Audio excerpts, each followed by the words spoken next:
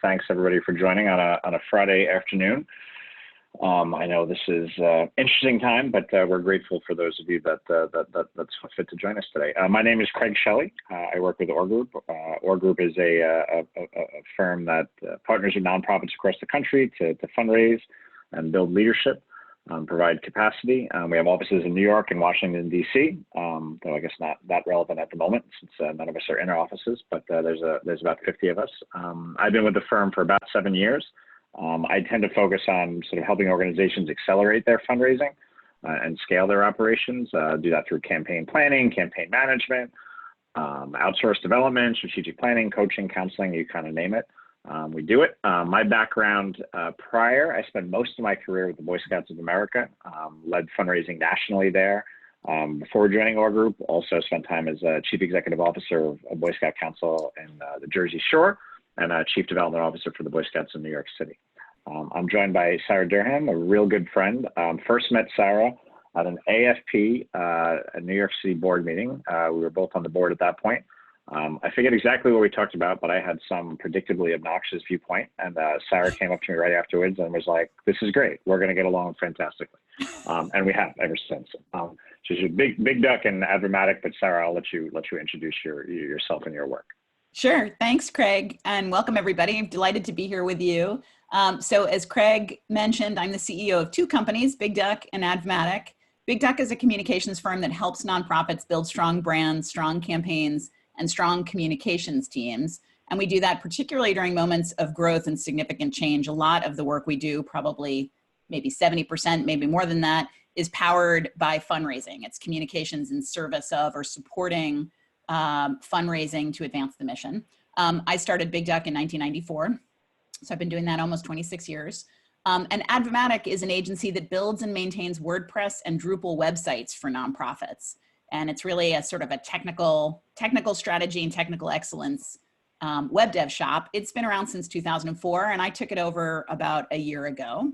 And I think specific to this topic, one of the things that I'm excited to talk about today, but is also a big passion of mine, is major donor communications and capital campaign communications. So I'm delighted to be here. Thank you for having me. Excellent. So major donors, right? Major gifts, major gift programs, capital campaigns, campaigns generally. You know, for most organizations, focusing on major gifts is going to be your best bet in terms of, return on investment.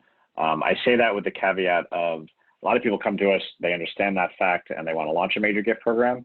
It takes time, right? So initially, major gift programs are probably not a great return on investment, but over time, as that program matures, it certainly is a great place to focus. I've always hated the statistic of 80% of philanthropy comes from individuals. It's skewed dramatically by religious giving and other things.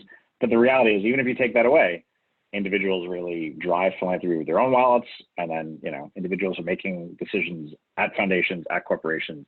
So I mean, this whole idea of how do you approach people to give you larger gifts, I think is sort of a bedrock of success for any nonprofit, and should really be top of mind for all of us. Now, there's some unique challenges in the environment that we're in, and we can talk a little bit about that because I know that's sort of what's top of everybody's mind, and there's going to be great chances for you guys to ask questions. I am going to say sort of two notes on sort of a housekeeping perspective. The Q&A thing at the bottom, if you're on Zoom, if you can submit your questions there, that'll be the easiest place for us to monitor those. Then there's also a chat function at the bottom of your screen. If you chat in, just who you are and where you're from, because that's kind of fun. And then secondly, if you have tech issues or sort of more logistical questions, put them on the chat function, and we can deal with them there. So questions, Q&A, tech stuff, and sort of introduction of who you are on the chat. But as we talk about major giving generally and major gifts campaigns generally, there's a couple of sort of bedrock or sort of basic things that we like to think about in terms of what goes into a successful program, no matter when you're doing it. But I think these things get a little bit heightened in the current environment. First off, if you're going to secure major gifts or you're going to secure big dollars, you got to have a big idea, right? Small idea, small dollars.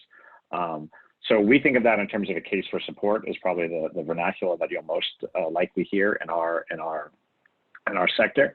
But big idea, right? You have to go out there with something that's compelling and exciting to donors, and that's going to be sort of a core piece of a major gift campaign. Second is a dynamic sales force.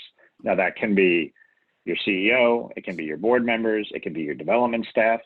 The reality is you need a group of people or an individual that are really good that can go out there and sell this big idea in a very exciting and compelling way. I also like to think of that piece of it as a little bit of a stalking horse too for, you have to invest in fundraising, right? You have to have an investment in a team and a sales force that's commensurate with your ambitions, right? So you can't go into a major gift program and just say, we're going to just put ourselves out there and things are going to come. So big idea, great group of people or persons selling it. And then you need access to lead gift prospects, right? So when I started my career, the thing was always, can you get Oprah to give you a lot of money? Then it became Bill Gates. Probably here locally in New York, where I'm based, it's Michael Bloomberg. Maybe it's the CZI. Whatever it is. Thinking about like people always go to that first idea of like, okay, we should get money from boom, Michael Bloomberg's going to think we have a great idea. The reality is, if you don't have an access to those prospects, the best idea in the world with the best sales force in the world, if they don't have the people they can get in front of that have the capacity to do that, your major gift program isn't going to go anywhere. And in terms of like sort of launching major gift programs, that's actually the piece that typically I trip people up. You have to have access to those with capacity. Now, that capacity can vary based on, major gift programs. Major gifts for you might be 5,000, for somebody else it might be 5 million, right? So I mean, there is some sort of level setting within your own organization. But if you don't have access to people that can make gifts the size that you need, you're not going to get very far.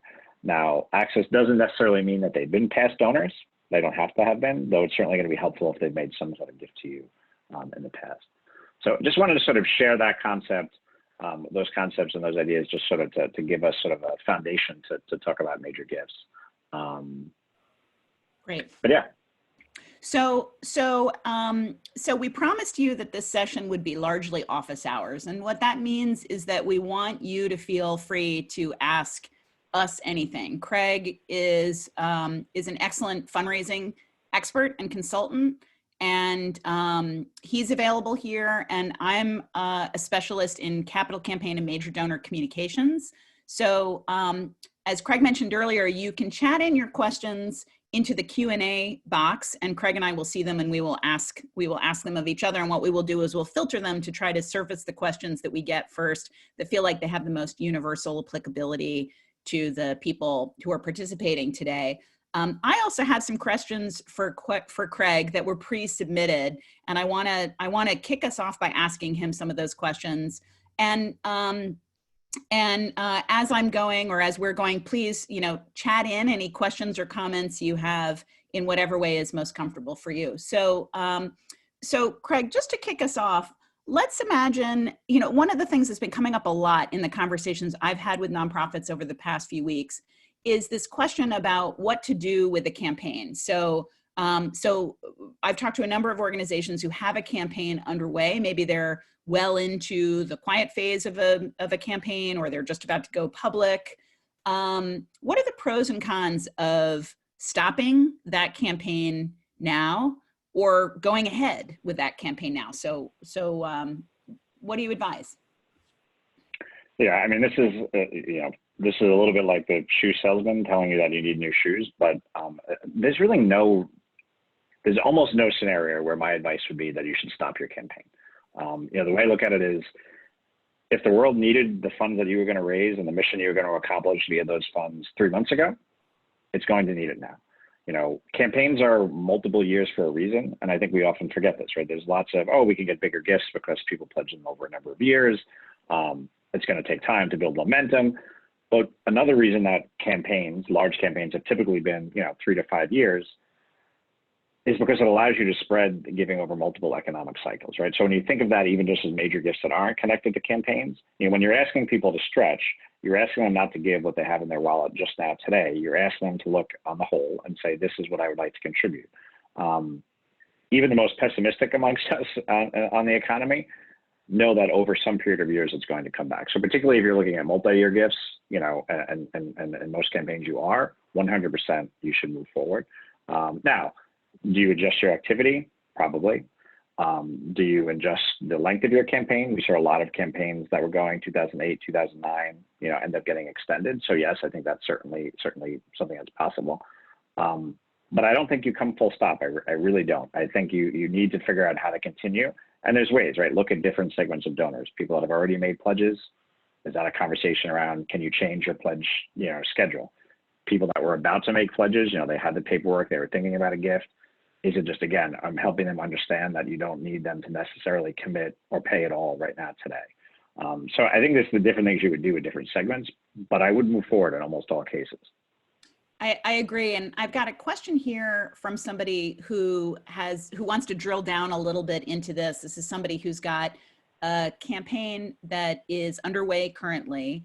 And she writes, how would you recommend communicating with donors around the low IRS discount rate and CLTs, even though they are rare? I don't know. That's one I don't know about. I'm curious. Yeah, that's a pretty specific question. So in terms of yes, the low rates on those sort of long-term gift vehicles like that, that's hard. That is not going to be the most appealing sort of product for someone to make a planned gift right this moment. So you have to think with them, what are they trying to accomplish? If they're trying to accomplish ongoing life income, that might not be the best product for them right now. If they're just trying to accomplish how they're going to make an impact on your organization long-term and how they're going to make an impact from their assets, there's lots of other planned giving vehicles that they should be looking at. But a lot of giving is, that's the one product though. I think a lot about IRS motivations. That's the one product where it really does matter. Most places, like even, I know a big part of the CARES Act was this increase in the charitable deduction. Very rarely is that a prime motivation for larger giving, right? A lot of people are giving well beyond what they could deduct to begin with. So I don't typically worry too much about IRS stuff in major giving, but yeah, on those rates, that is what it is right now. One of the things I have been thinking about a lot when I've had conversations about existing campaigns and what to do with them is the question of the donors' philanthropic priorities right now. Because to your point, if you're in a campaign and you've already got pledges out and you're already talking to donors, you're probably talking to people who consider your organization one of its top philanthropic priorities. And hopefully that hasn't changed. The question is, has their situation changed? In which case is the ask maybe going to shift a little bit, or the trajectory of when they can make the gift going to shift? I also think there's this question about, is there a different way they can support you in this campaign? I've heard a number of organizations who are doing things like creating relief funds for the community that they serve. And some major donors are pivoting the gift to support the relief fund in the short term. And that might be shifting the level of the gift or the timeline of the gift on the bigger fund. Is there a case for speeding up your campaign? Like if you had an ambitious goal, should you step on the gas in any situation right now? I think best answer for most questions, it depends. But I think if you are directly related in any way to this, right? If you are at a medical center that is being, overrun right now with patients, and that is the clearest illustration ever of a need to grow your capacity, and your campaign was to build a new hospital that's, 2x the current hospital, like 100% now is the time to step on the gas, because there is no greater time than right now for people to realize the value of it. An interesting one too is, and we do a lot of work with sort of friends of parks type organizations.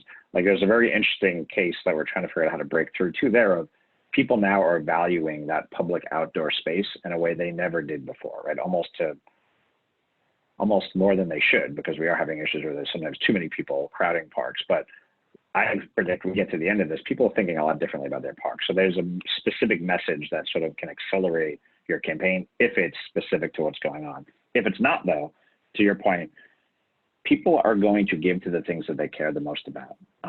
So what you can do right now is make sure you are reminding people why they cared about you 3 months ago and why they'll care about you 3 months from now. You can do that through communication, and I'd love, Sarah, to pick your brain a little bit about how you would be communicating right now. But people are going to remember everything about this, right? This is this kind of thing of, you'll remember you gained 15 pounds, you'll remember whatever it is you did over this period of time you've been quarantined. The interaction you have with the nonprofits you care about right now will have an impact for a long time. So I know, Sarah, how would you be communicating if you were, how are you advising people to communicate right now? Yeah, well, I think there are two levels on which I think communications have to be considered right now. Um, One level is evergreen. It's what is effective with major donor communications or any donor communications ever. And I've got an ebook that I'll chat out about capital campaign communications that people can download, which says more about this. But the philosophy that we use at Big Duck with capital campaigns is that anytime you're asking a major donor for a gift, the materials that you use, the conversations you have to do three things. They have to inspire, they have to inform, and they have to reassure. And I think that that actually correlates really nicely to what you said, Craig, earlier about the big idea. You know, it can't just be, this is why we need your support. We need to, you know, we need more beds in our hospital, or we need more of that. I mean, that's important. That's what the work is about. But the donor has to see themselves in it. They have to feel that this is an opportunity to create something that is transformative. And that's usually not just about, you know, bricks and mortar. So how does the campaign inspire? How does it inform? How does it reassure? Those are sort of evergreen communications practices that have to be baked in. Right now, though, I think there are a number of things we have been observing that people are doing very well, and some rare examples, thankfully not that many of them, of people really not communicating well with donors in this time. What I think people are doing well is being authentic and telling a true story.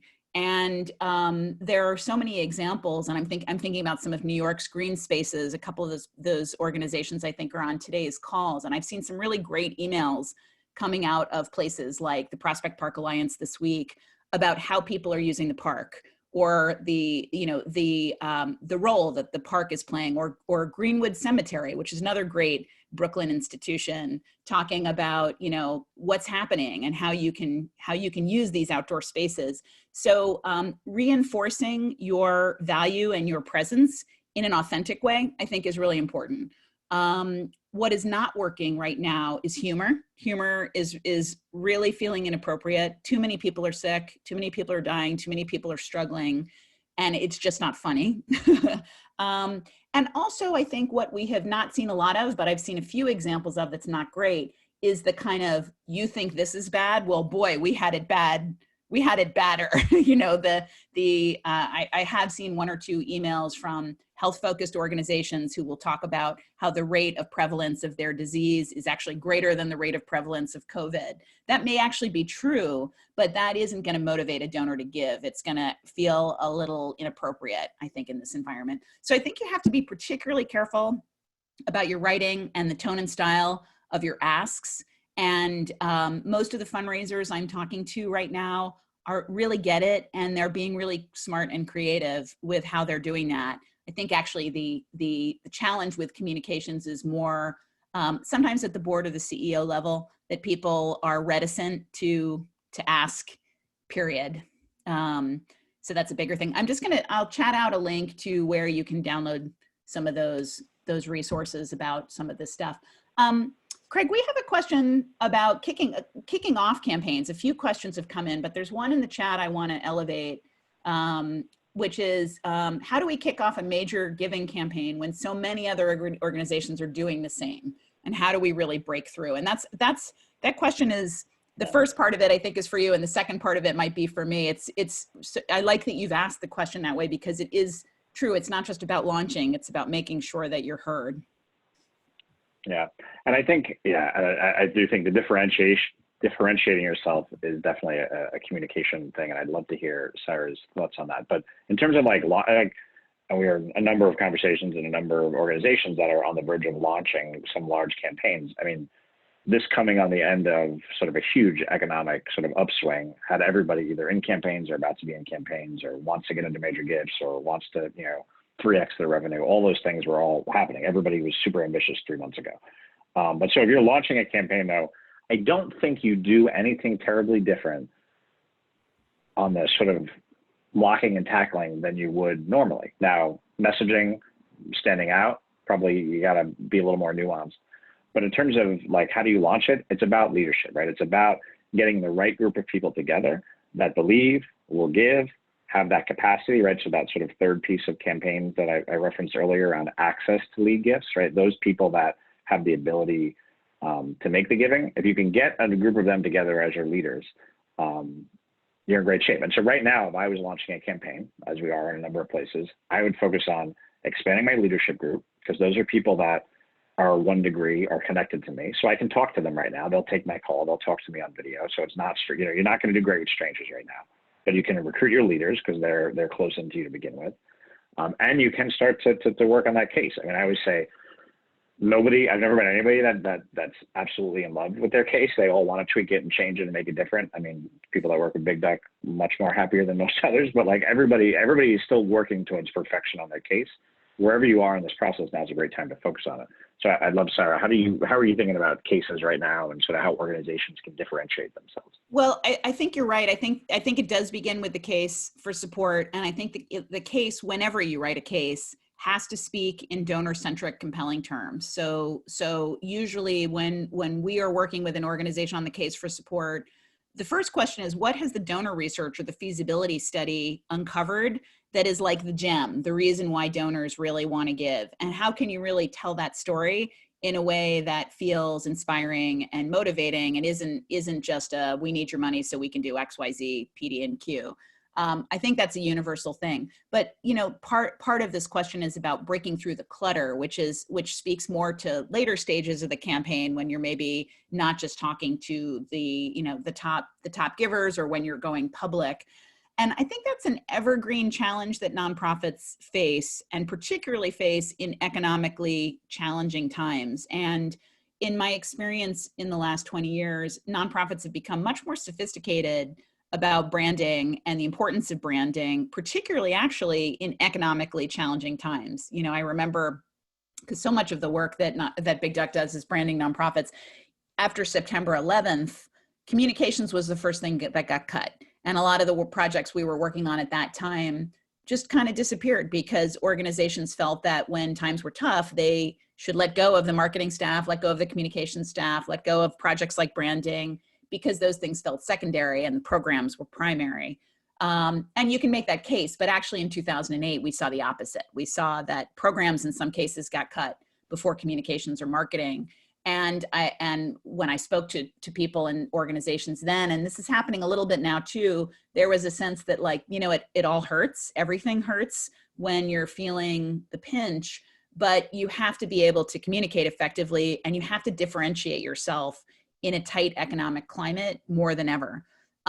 Branding is key to that. And I've had some very interesting conversations this week with organizations, actually a lot of Brooklyn-based organizations in the arts and culture space, about how challenging it is to differentiate yourself and to have your organization's voice or brand get through the clutter when you're now doing your programs in Instagram, or you're now doing your programs through Zoom, where it's really different from the experience of walking into a place and seeing the signage and meeting the people and having that human touch. So Big Duck's creative director, Claire Taylor Hansen, actually just wrote a blog about this. We'll be posting in a week or two about how brand strategy and brand identity is always important, but it's particularly important or useful now because it gives you the basis for how your organization communicates, full stop.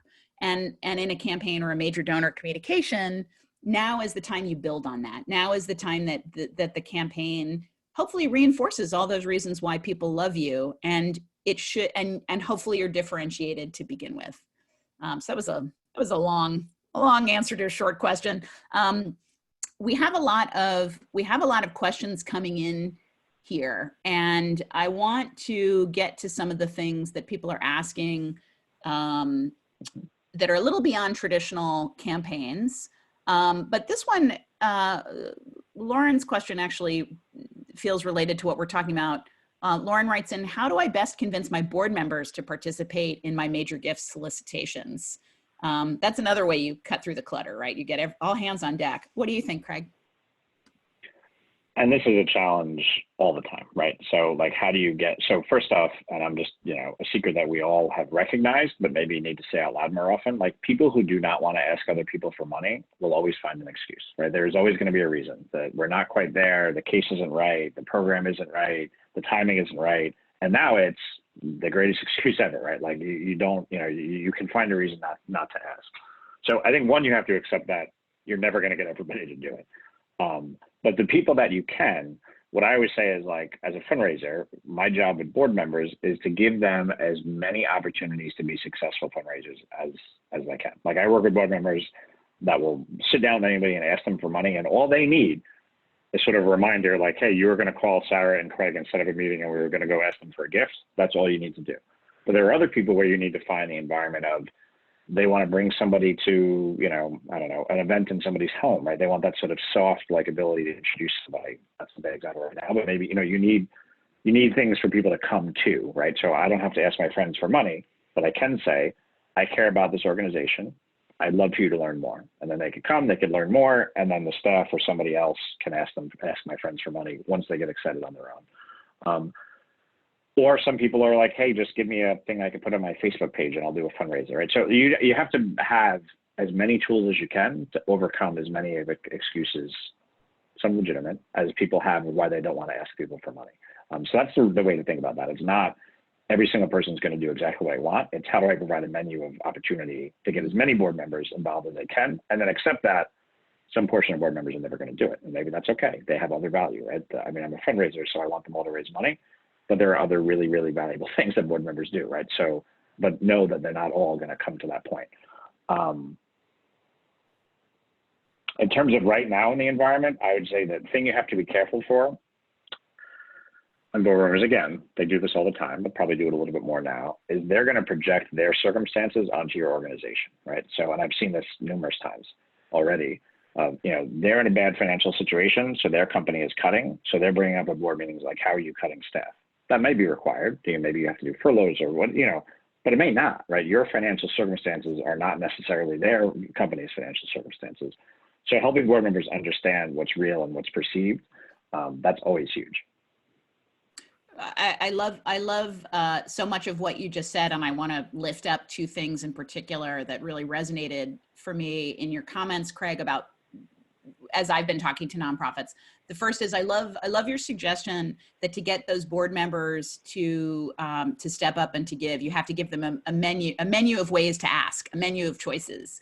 And one of the things that people are talking about a lot right now, and I think it's a little early to say what the results will be, but I think we'll start to see the results in the next month, are making events that used to be in person, like galas, virtual. And I wonder actually about the Zoom house party. I think so many people are using Zoom in personal ways now. And I actually wouldn't be surprised if we start to see forums where board members can invite members of the organization staff and their friends and do house parties and cultivation events on Zoom. It'll be interesting to see if that works. But so bringing a multitude of options to the table so that board members have lots of ways they can start to support the organization and bring in people that they ask.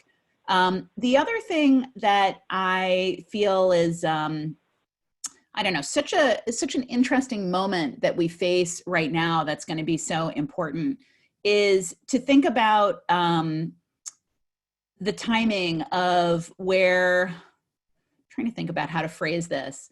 I guess what I want to say is, there is a kind of a culture of philanthropy that some organizations embrace, and some organizations just don't have it. And part of what I think a lot of organizations are struggling right now is, how do I get that rolling? If I've never built a culture of philanthropy on the board, or I've never created that menu of ways to give, or I've never done that branding work, how do I get it started? And I think in some ways it's certainly a challenging time to start up something you've never done before, but in many ways it's kind of an ideal time to do that if you have the capacity to, because it's a moment where the unexpected seems normal, and I think there is a real opportunity, and we're seeing it with a lot of organizations to innovate, and that may be one of the ways you break through the clutter here too, is by innovating. Yeah, and I think you're right. Like, it is hard to change a culture, but in some ways, like, moments like this are all about leadership, and culture is all about leadership, right? So this is an opportunity to lead your organization to wherever it needs to go. And I have this like new parlor trick I like, where like I can meet your board chair and your CEO, and I can tell you everything I need to know about your culture, right? Like, because it comes from the top. So like if you can lean in right now and decide that building a culture of philanthropy is how you are going to spend your time and what you are going to do, you can lead your organization there. People are dying for leadership right now. So yeah, there is a great moment to change culture. But it's hard. I mean, it's hard on the good side, right? It's always going to be hard. But so actually to that point, and I saw there was a question around getting your board members to give. So what I always say, like if you want board members to give more money, which everybody does, what you need to do first is sort of, that's a cultural thing, right? They all sort of, whether they admit it or not, they sort of side eye at the other board members. They benchmark the board members they know they're most financially like, and they want to give similar amounts of money.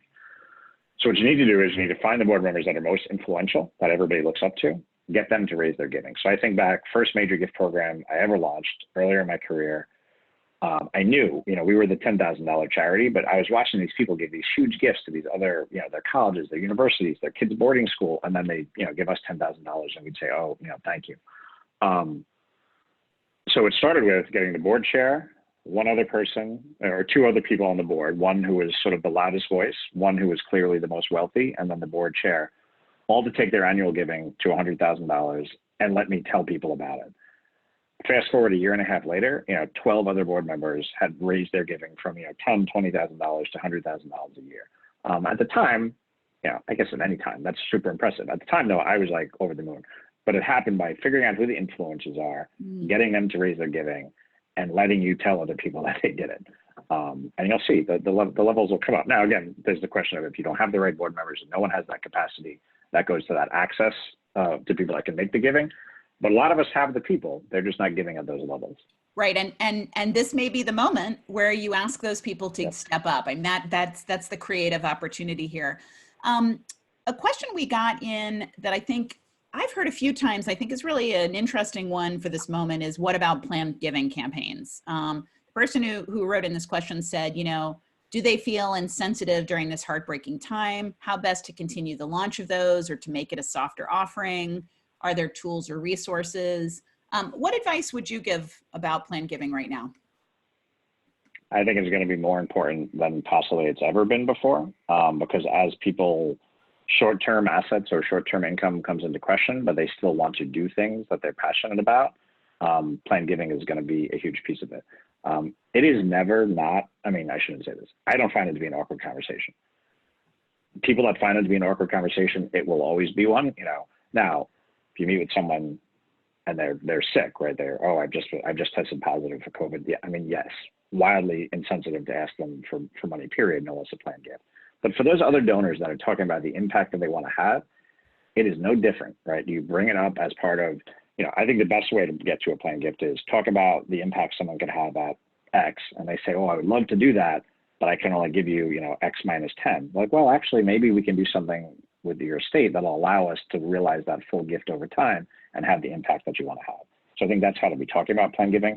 But certainly now, like you can market it, the sort of the soft marketing of planned giving should be ongoing and continuous without a doubt.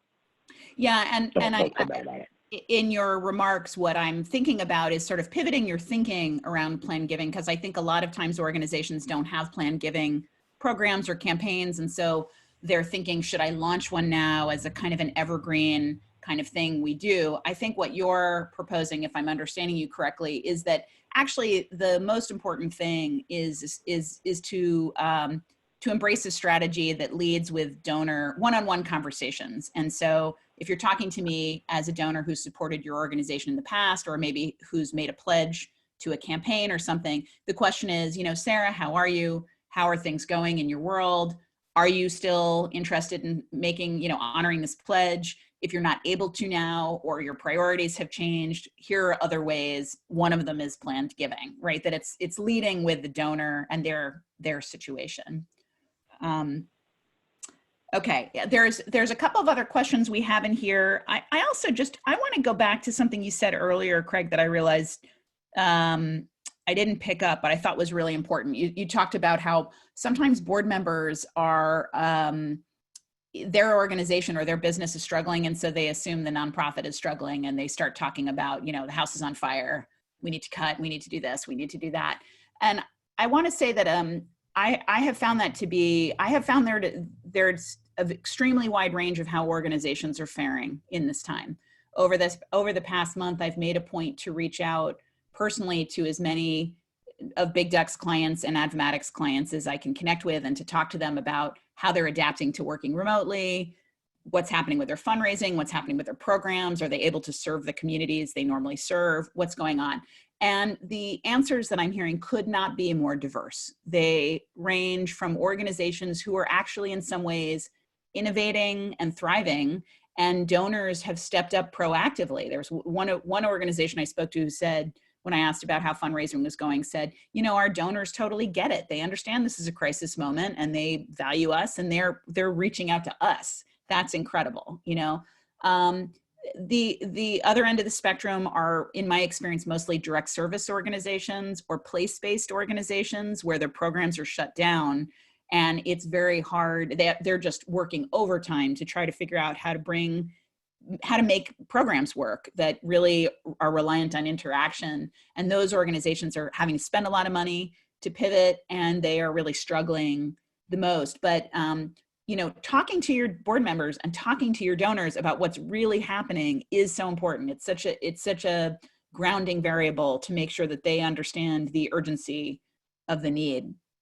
Yeah, you want to respond to that? Yeah, no, that was right. That's 100% right. And it's a weird time, because it's almost like the more stable and diversified your revenue stream was as a nonprofit prior to this, the worse off you are now. Because if you were, you know, dependent on fee for service by people, you know, walking in the door to a location, or you know, made a lot of income by renting out your facility for wedding, you know, name all these things that were great.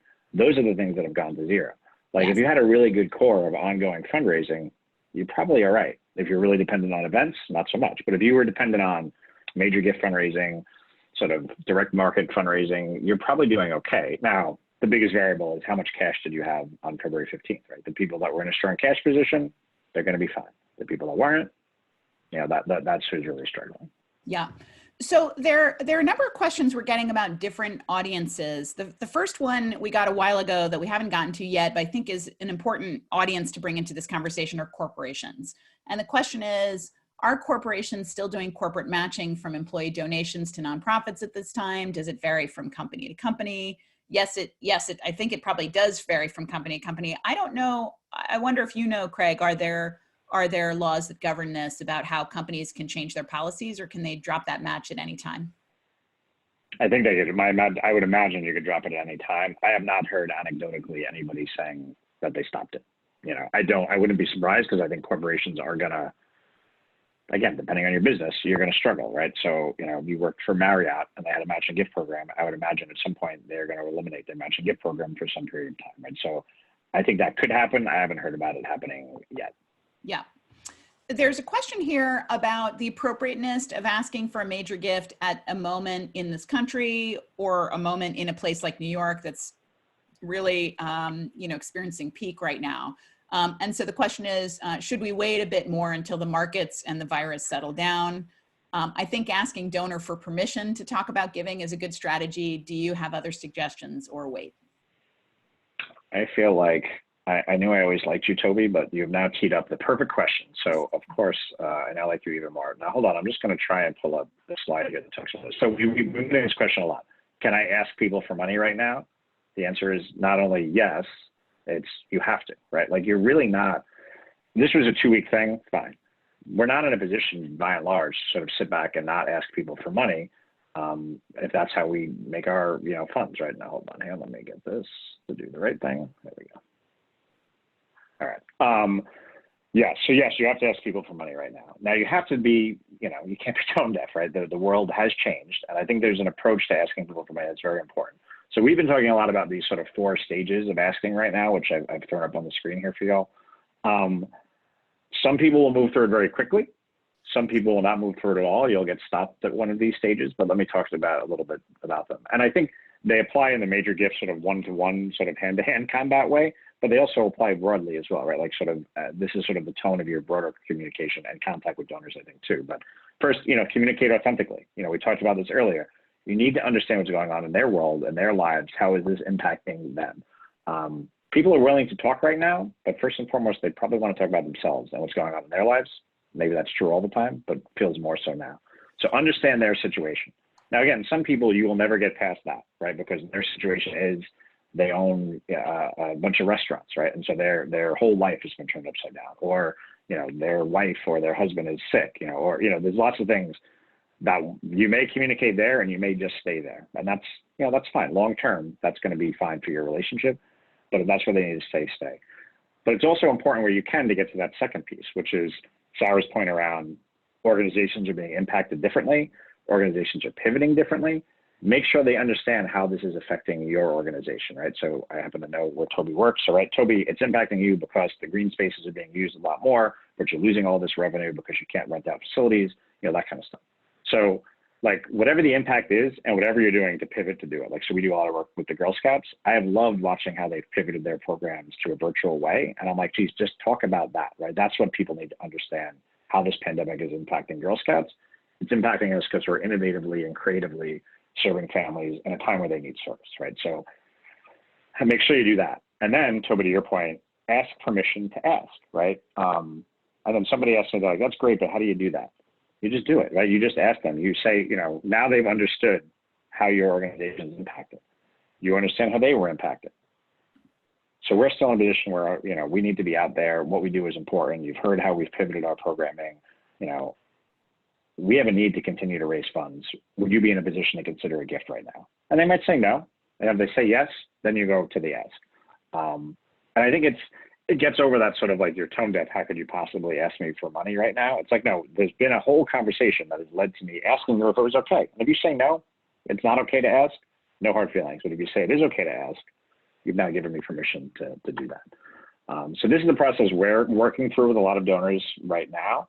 And I think it's one that we're seeing it work. I mean, we've seen 7-figure, 6-figure, 5-figure gifts of all sizes are still being made, and not just to relief efforts, like to organizations that have any number of missions. The only commonality is that donor cared about that mission long before this all started. So if there's a relationship there, you can work people through this process and secure gifts 100%.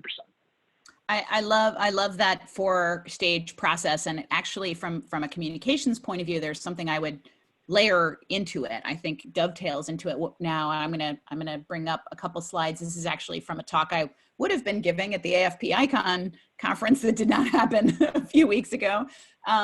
But so from a communications point of view, and this is something that a few of you are asking about too, you know, in a communications or a marketing context, we often talk about the ladder of engagement. And the ladder of engagement is the idea that you have to kind of chum the waters to get people who are unaware to come in, get to know your organization, and then convert them into becoming donors or supporters in other ways before they become advocates. But when we're talking about these major donors, larger donors, we're focusing on the top of the ladder of engagement. We're talking about people asking for permission from people who probably know you already, you know, which is very different than, let's say, an email acquisition campaign, which is reaching people at the bottom of the ladder of engagement.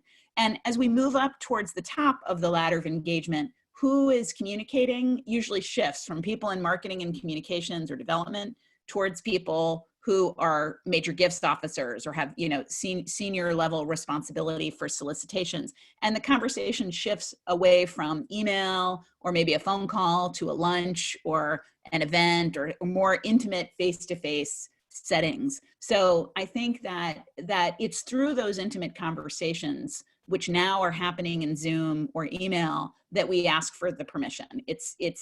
And I'm bringing this up in part because I had a conversation earlier this week with a fundraiser who said that I said, have you been in touch with your donors? And they said, yeah, we've been emailing our donors. And I said, have you been emailing your major donors? They said, yeah, we've been checking in with them on email. They seem to be okay. To me, that's a lost opportunity, right? Getting a major donor on the phone, getting them on Zoom is going to give you all kinds of information about how they're really doing, and will help you determine if it is appropriate to ask them for an additional gift or a new gift in a way that email won't.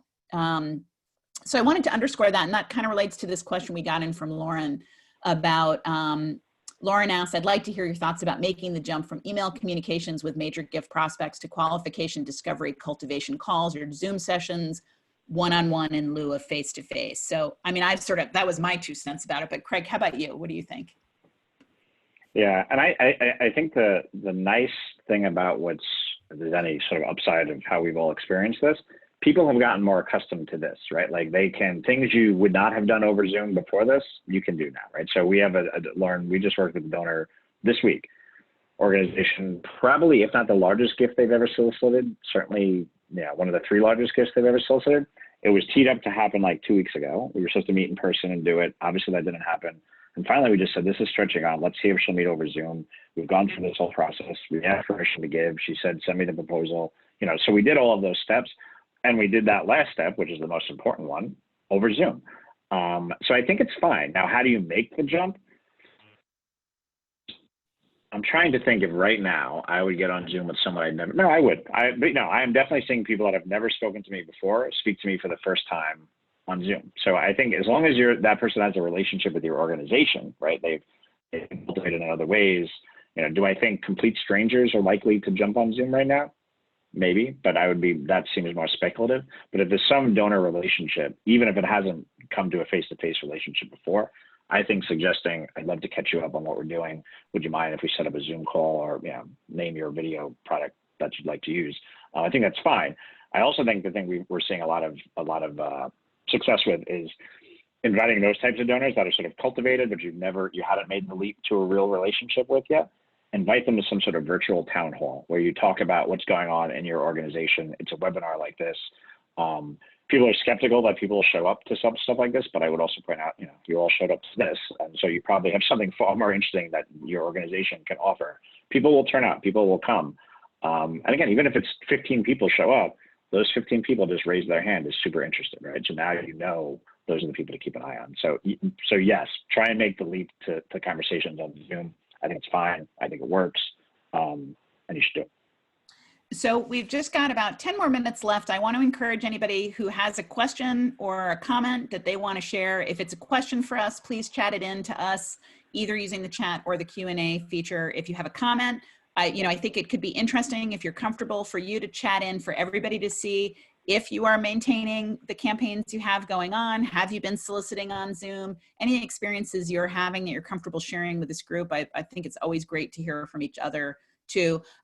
Craig, I have a follow-up question for you. That Zoom solicitation you recently did, how did it go? Did they make a gift? It went very well. She's still considering between 2 different gift levels, but I'm optimistic. She will definitely. I can almost guarantee she makes a gift. I can almost guarantee it's larger than any gift she's made before. And yeah, it's good. It went well. And it was, the other side of it is like, is your CEO comfortable with this technology and things? And again, those things have all evolved. So yeah, it went very well. That's great. Okay. Let's see.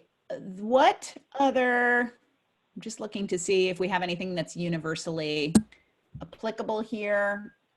I don't think we do. If anybody's Actually, Sarah, that's something I'm curious about. So as people are maybe changing the cadence of their campaign, I refuse to acknowledge that anyone is canceling or pausing their campaign. But if they're changing the cadence in some way, how are you seeing people talk about that? Like, how do you communicate? I'm in the middle of the public phase of my campaign. What should I be out there saying? Well, I want to answer that question a little bit differently, because what I'm seeing that's happening has more to do with the strength and stability of a communications capacity in an organization than necessarily where the campaign is. And so what I'm seeing is that organizations that have a very clear voice and are good at communicating about their work or good about communicating about their campaign have just been able to pivot so much faster in this moment.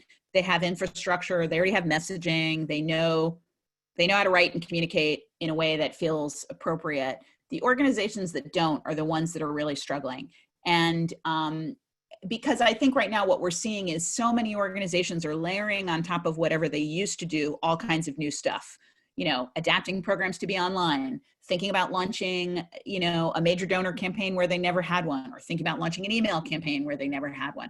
Anything you layer on creates additional layers of complexity. And if you don't have a base of knowing how to communicate to begin with, you're starting with a blank piece of paper every time. So to me, this is actually a moment that really, not that I needed to believe anymore in the power of an effective brand, but I see it coming to life in very real ways right now, how much easier it is for that.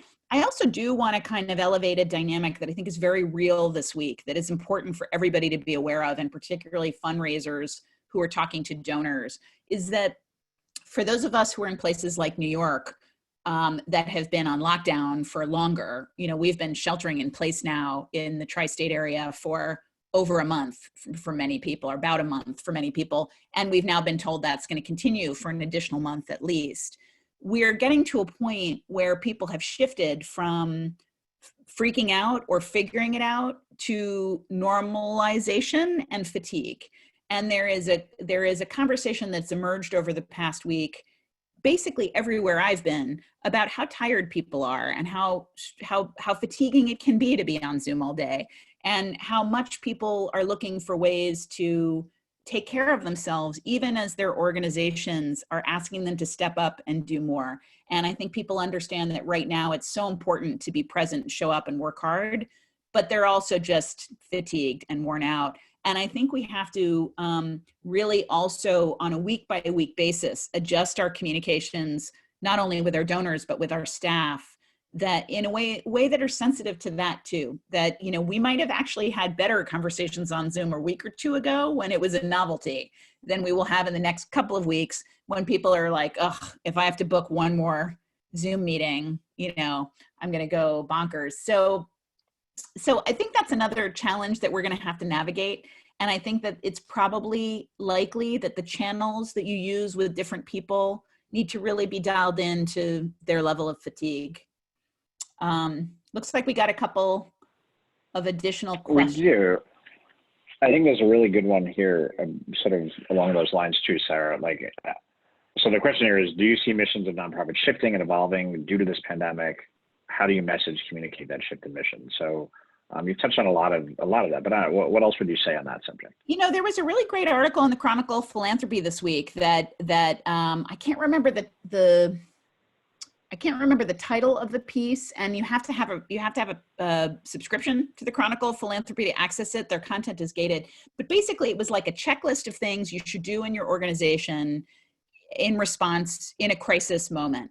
And the checklist begins with the vision and mission. It starts with, is our vision still appropriate? Is our mission still relevant? Yes, no. And it kind of, from there, it flows down. And there are a number of things in there that are about communications and messaging. But what I really appreciated about that article, and what I think is so true now, is that in my experience, I have yet to talk to an organization whose mission is no longer relevant.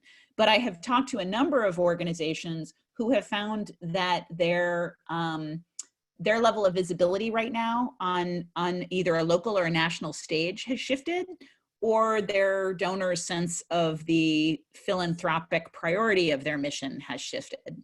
So as you said, right now, a hospital may actually solicit gifts from people who wouldn't have considered giving to a hospital before. But if you are an advocacy organization working in a particular area that's related to some of the things coming up in the election, you might find you're getting a lot less airtime right now than you were 3 months ago. And I do think that you have to both, in some cases, shift your messaging, but I think in other cases, you also have to modulate the volume of your communications. You have to, dial it up or dial it down to be appropriate to the atmosphere you're working in. Okay. Well, I was just going to ask you this question. Soliciting gifts from corporate contacts. Is there anything specific to corporate giving that we should keep in mind when we reach out to that group? And I think that's an interesting question too, because, reaching somebody in a corporation is a little different than reaching somebody in their home as a donor. What do you think? Is it different? I think it's going to be different in a few ways. And I think it's going to be different from company to company. But to me, the biggest difference is and we often forget this, one, because allow ourselves to be persuaded that it's not true. Companies are in business to make money, right? They're not in business to help us. They help us to the degree they think it will help them make more money, right? That's the reality. A lot of them aren't making much money right now. So, I think they're not feeling particularly generous. Now, a lot have come out with huge initiatives that they're going to put into specific COVID relief. So those companies that have raised their hand and said, hey, we're going to double down, we're going to give more money, If you can fit somehow within what they're talking about, go full steam ahead. If you have an existing relationship, go full steam ahead. You know, they're at home, they're working just like you are. You can reach out, follow that same sort of trajectory. But outside those that are sort of getting into relief funds, I don't know that this is a time to bring on a lot of new companies. And I would imagine, I don't know this to be true, I don't have a crystal ball, I think you'll see corporate giving shrink a little bit, you know, just, and it has over time. Over time, it's continued to sort of tighten. I think this will accelerate that tightening just a little bit more as companies struggle a little bit. You know, again, there are some that are going to make a lot of money. I mean, I don't know, the companies out there that, you know, are on the right side of this thing, I don't know, DoorDash, maybe DoorDash has probably taken off, right? But other companies certainly haven't. Great. I'm going to just drop my email address because we're about at the top of the hour. I'm just chatting it out. If people have additional communications questions, or they want to learn more about Big Duck, or they want to learn more about Advomatic, you can feel free to email me directly. BigDuck.com and Advomatic.com have all the information about what we do. Also, a lot of great articles that are about communicating during this time and beyond too. So, I'll put those URLs in the chat. I just got a question. What was the name of the capital campaign document you mentioned? I think I chatted out a link to it earlier. It's on the Big Duck website. If you go to bigduck.com and then you go to Insights, there are a whole bunch of ebooks and books and other resources there. One of them is an ebook on capital campaign communications. Yeah, that's all I got. Excellent. Well, I think, yeah, thank you everybody for joining. I would say, you know, if there's any final thing I'd leave you with, you know, thank you, right? Fundraising is a really, really lousy, tough, difficult job. I love it, but it's tough, it's difficult. Thank you for what you do. Now more than ever, you're going to make the world a better place, and it's appreciated. And same thing, reach out. You can find me. I put my email in there. You can find our website, anything you need. You'll get an email after this with a survey, just, you know, if you want to give some feedback. If it's bad feedback, keep it to yourself. No, just kidding. Any feedback is appreciated. And we hope to see you all soon. Thanks for having me, Craig. This has been fun. No, thanks. It's been great. I appreciate it, everybody. Talk to you all soon. Bye. Bye-bye.